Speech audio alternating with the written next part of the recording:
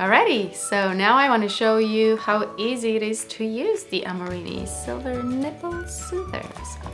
They come in this nice cute box, and inside you're gonna have a few things.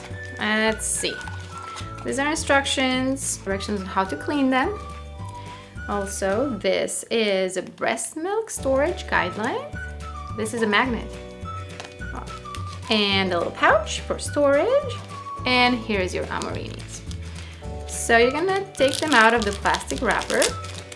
Alrighty. And let me grab my boob. Here it is. Place it directly on the nipple.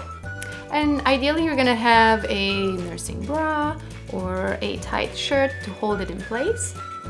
I always recommend squeezing 1 drop of milk if possible. Breast milk is gonna help with the healing process as well as keeping and maintaining the skin nice and moist. It's also gonna adhere better, so it's just gonna stay on better. Okay?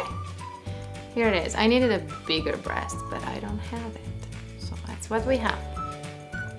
Okay, when you're done with it, so when your baby's breastfeeding or you're pumping or you're done for the week, you think you don't need them anymore, just put them together.